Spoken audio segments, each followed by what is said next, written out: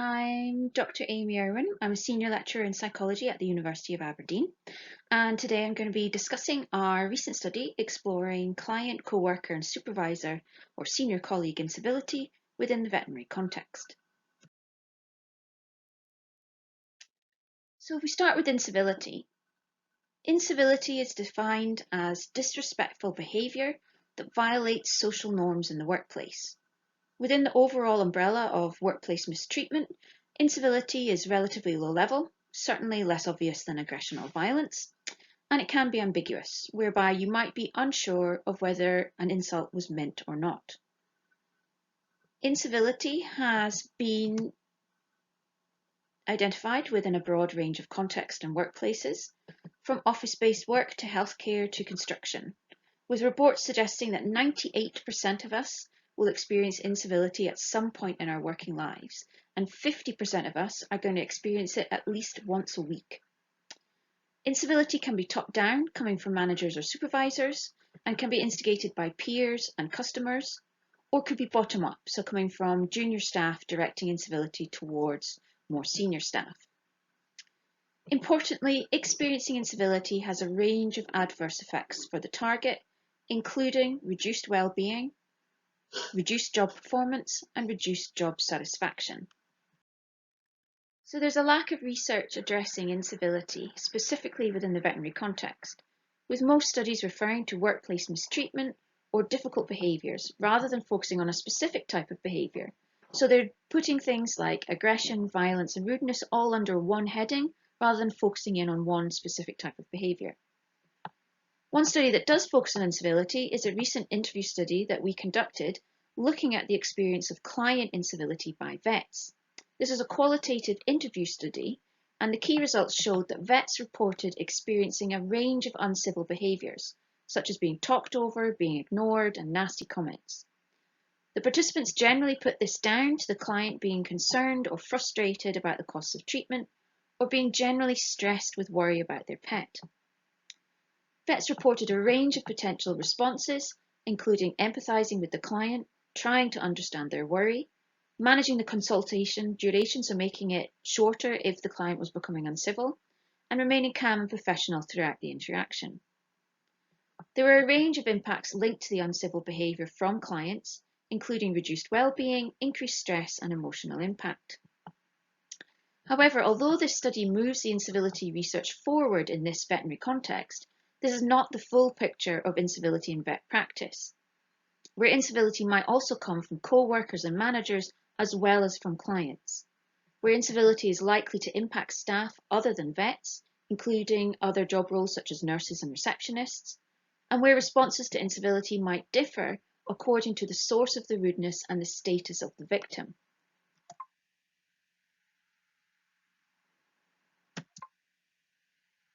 So this leads us on to the current study, where we sought to address the limitations of the original interview study by broadening our sample to encompass a wider range of job roles and by including colleague as well as client incivility.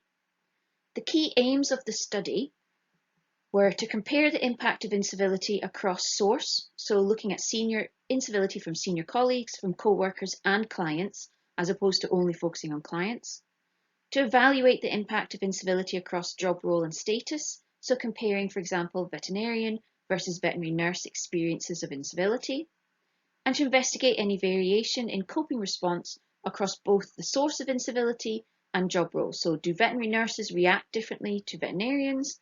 Are we more likely to use some coping strategies in response to client incivility as opposed to co-worker incivility? To address these aims, we constructed an online survey designed to gather both quantitative and qualitative data, though I'm only going to discuss the quantitative data in this video. We recruited 252 participants, including veterinarians, veterinary nurses, practice managers, receptionists, and animal care assistants. However, the sample was predominantly made up of veterinarians and veterinary nurses, and so any comparisons that I discuss according to job role were based on those two groups alone. The variables included a record of incivility frequency from 3 sources: client, co-worker, and senior colleague, a measure of mental health, a measure of job satisfaction, a measure of burnout, a measure of turnover or quitting intention, and measures of coping strategies used. I'll now briefly cover the key results of the study. So if we start with our multiple regression analysis for the entire sample, we conducted this analysis to investigate whether the three types of incivility would function as significant predictors of the key variables, those being mental health, job satisfaction, turnover, intention, and burnout. So if we focus in on the significant results, you can see that all three types of incivility functioned as predictors of mental health, with an increase in incivility linked to a decrease in reported mental health. Senior colleague incivility was the only predictor of job satisfaction and turnover intention, with an increase in incivility linked to a decrease in reported satisfaction and an increase in reported quitting intention. And finally, client incivility was the only significant predictor of burnout, with an increase in incivility linked to an increase in reported burnout level. If we move on to coping strategy, there were three forms of coping that were included in the analysis. These were mitigation, which would involve the target attempting to forget the incivility or assume the person didn't mean it. Social support, where the target would discuss the incivility with friends and colleagues. And assertion, which would involve the target confronting the uncivil person and highlighting that their behaviour was inappropriate. We used ANOVA analysis to evaluate the reported use of each coping strategy in response to all three sources of incivility. The most frequently reported coping strategy, regardless of the source of rudeness, was social support, with assertion being the least used strategy. The use of coping strategy varied across incivility sources, with mitigation used most frequently in response to client incivility compared to co-worker and senior incivility. Social support was also used more frequently in response to client incivility compared to co-worker incivility. There was no variation in the use of assertion, with it being infrequently reported in response to all forms of incivility. Finally, again using regression and ANOVA analysis, we compared the impact of incivility and the utilisation of coping strategies across veterinarians and veterinary nurses. The results showed the extent to which the three sources of incivility predicted the key dependent variables differed across vets and nurses. Specifically, client incivility predicted a decrease in mental health for vets, whereas it was senior colleague incivility that predicted a decrease in mental health for nurses. Senior colleague incivility predicted an increase in turnover intention for vets, a decrease in job satisfaction, and an increase in burnout for veterinary nurses.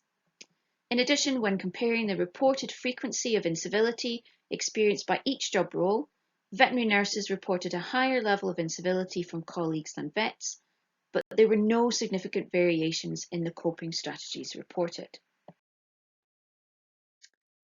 So the results seem to suggest that client incivility impacts are primarily linked to mental health and burnout. The literature indicates that this may be due to emotional labour, or the recognition of the client being of high status and important to an organisation, leading to a high required level of customer service and potentially the customer is always right attitude. This emotional labour is usually described as requiring the target of the incivility to manage their own emotions in order to remain professional.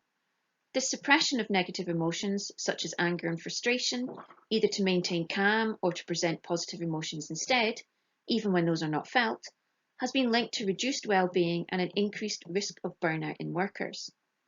In contrast, the incivility from colleagues appeared to be more impactful when it was top-down from senior colleagues and was more strongly linked to aspects of job satisfaction and quitting intention. The literature suggests a mechanism to explain this impact via status challenge. This is where incivility functions as a mechanism to maintain social status by reducing the status of others. The usual aim of such a status challenge is to reduce the confidence or perceived competence of the target and has been linked with withdrawal behaviours such as quitting. Nurses may be more at risk of this form of incivility and the associated effects due to their job role being perceived as lower status than the role of veterinary surgeon. Finally, the results suggest a general reluctance to confront incivility, with assertion rarely used as a coping mechanism.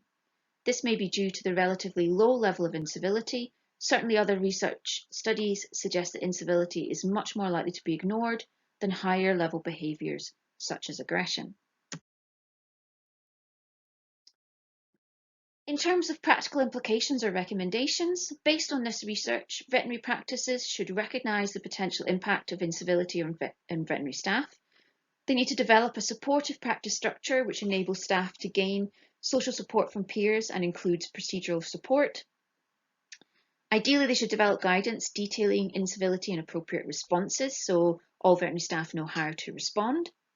They should encourage speaking up and speaking out about incivility and consider wellbeing interventions designed to equip staff with a range of coping mechanisms to allow them to deal with the potential adverse effects of experiencing incivility in practice. Thank you.